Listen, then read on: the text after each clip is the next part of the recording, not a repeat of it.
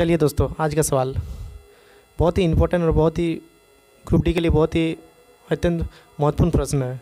संविधान के अनुच्छेद 368 में संशोधन की प्रक्रिया को उल्लेख किया गया है। इसमें संशोधन की कितनी विधियों को अपनाया गया है? तो ऑप्शन में आपको चूज करना है। ऑप्शन 1 5 है, 3 है, 7 है या 6 है। कितना विधियों को अपनाया गया है? तो आप टाइम काउंट के अंदर आपको बताना है। तो इसका सही आंसर क्या होगा? ऑप्शन बी यानी 3 होगा। ठीक है।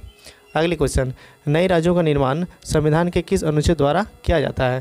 तो आपको इसी ऑप्शन में बताना है। तो ऑप्शन में क्या है? अनुच्छेद 2, दूसरा में क्या है? अनुच्छेद 3, तीसरा में अनुच्छेद 1 और चौथा में अनुच्छेद 4। तो आपको सही क्वेश्चन को आपको बताना है, जो कि ग्रुप डी के लिए बहुत ही महत्वपूर्ण क्वेश्चन है। तो आपको टाइम काउंट के अंदर बता। तो चलिए, इसका सही आंसर क्या होगा? देख सकते हैं आप, ऑप्शन 1 अनुच्छेद 2 में आता है। ठीक है। तीसरा क्वेश्चन, राष्ट्रपति को उसके कार्यों के संपादन व सलाह देने हेतु एक मंत्रिपरिषद होती है। बिल्कुल। तो संविधान के बोल रहा है इस किस अनुच्छेद में उल्लेख है? तो आपको इसी ऑप्शन में बताना है। ऑप्शन 1 में अनुच्छेद 74, दूसरा में अनुच्छेद 76, तीसरा में अनुच्छेद 77, चौथा में अनुच्छेद 75 है। तो देखिए, टाइम काउंट स्टार्ट होती है इसके बाद। चलिए, टाइम काउंट स्टार्ट हो गया तो आपको बताना है। अपना मन मन ठानिए कि ये आंसर हो सकती है, आप मिला लीजिए बस। तो इसका सही आंसर क्या होगा? अनुच्छेद 1 ऑप्शन नंबर 1 जो 74 में आता है। चौथा क्वेश्चन, राष्ट्रपति निर्वाचन की कार्य पद्धति निम्न में से किस अनुच्छेद में उल्लेख है? तो दोस्तों, ये क्वेश्चन जो है ना ग्रुप डी के लिए वेरी वेरी इंपॉर्टेंट है, बहुत मोस्ट इंपॉर्टेंट है। जो अनुच्छेद देखिए, ऑप्शन है अनुच्छेद 54, अनुच्छेद 15, अनुच्छेद 51, अनुच्छेद 55। तो आपको इसी ऑप्शन में से आपको चूज करना है। आप टैली कर लीजिएगा, बस अपने मन में ठान लीजिए कि ये होगा। तो चलिए, टाउन काउंट स्टार्ट हो गई है। तो चलिए, तो इसका सही आंसर क्या होगा दोस्तों? इसका अनुच्छेद 4 यानी 55। ठीक है। चलिए, 5वां क्वेश्चन, मौलिक अधिकारों का रक्षक किसे कहा जाता है? ये तो मोस्ट इंपॉर्टेंट क्वेश्चन है दोस्त। चलिए, ऑप्शन में क्या है? राष्ट्रपति, दूसरा में उच्च न्यायालय, तीसरा में प्रधानमंत्री और चौथा में उच्चतम न्यायालय। तो आपको इसी ऑप्शन में से आपको चूज करनी है। तो ठीक है, चलिए, तो आपका टाइम काउंट स्टार्ट हो गया है दोस्त, आप देख सकते हैं। चलिए, इसका सही आंसर क्या होगा आप मारिए। चलिए, तो इसका ऑप्शन नंबर क्या होगा? 4 जो उच्चतम न्यायालय है। चलिए, अगली क्वेश्चन 6 नंबर बोल रहा है कि उच्चतम न्यायालय मौलिक अधिकारों की रक्षा के लिए कौन सी लिख जारी करती है? इंपॉर्टेंट क्वेश्चन है दोस्त। एक में क्या है? बंदी प्रतिष्ठीकरण, दूसरा में संशोधन बिल, तीसरा में अधिकार बिल या चौथा में अपरमादेश। तो आपको इसी ऑप्शन में से बताना ही है। तो चलिए, आपके इसके बाद क्या होती है कि टाइम काउंट स्टार्ट होती है। चलिए, आपको बतानी है। तो इसका सही आंसर क्या होगा? तो इसका सही आंसर होगा ऑप्शन नंबर 1 बंदी प्रत्यक्षीकरण। बिल्कुल। 7वां क्वेश्चन है कि भारतीय संविधान के अनुसार प्रत्येक राज्यों में एक उच्च न्यायालय होगा। बिल्कुल सही बात है। तो किस अनुच्छेद में उल्लेख है? चलिए, बताने पड़ेगा आपको।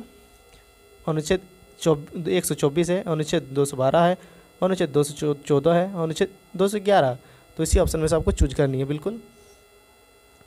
तो चलिए, टाइम काउंट स्टार्ट हो गई है। तो आपका सही आंसर क्या होगा? ऑप्शन नंबर 3 जो 214 में आती है।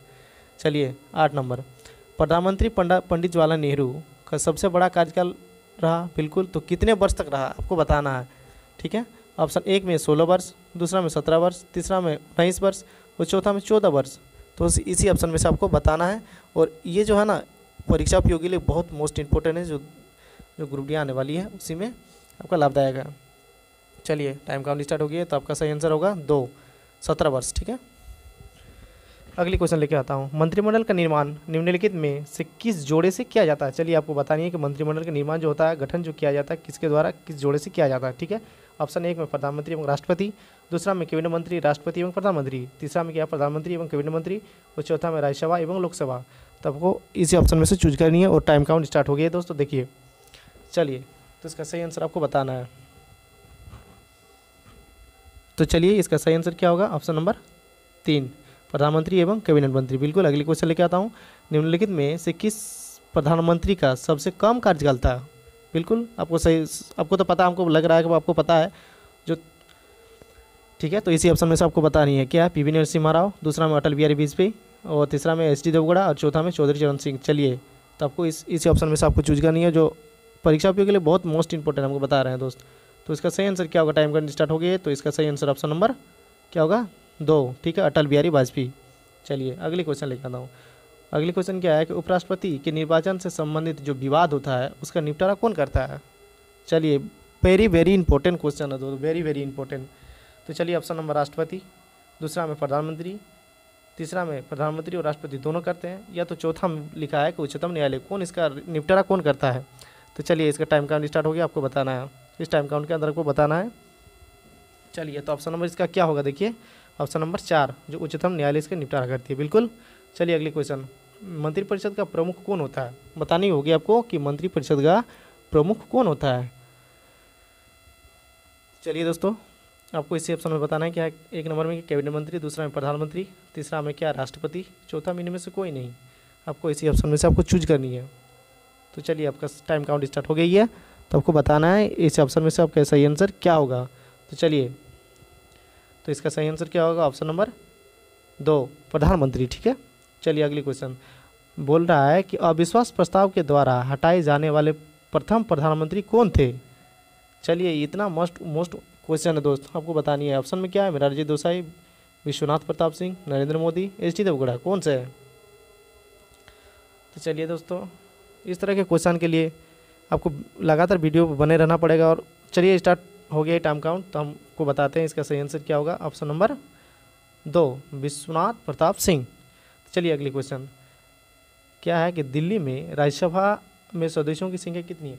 यार इतनी मस्त क्वेश्चन है कि आपको ग्रुप में बहुत ही अच्छा लगेगा, बता रहा हूँ, बहुत ही मोस्ट।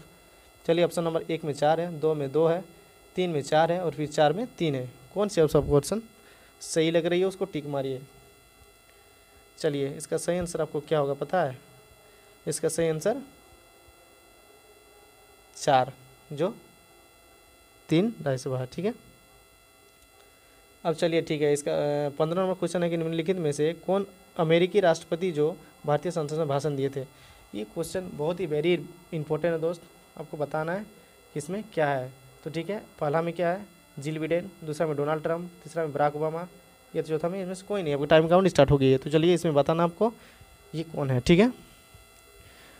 तो चलिए इसका सही आंसर क्या होगा, ऑप्शन नंबर 3 बराक ओबामा, ठीक है। So thank you very much. इस तरह के वीडियो देखने के लिए लाइक कमेंट सब्सक्राइब करें। So thank you very much.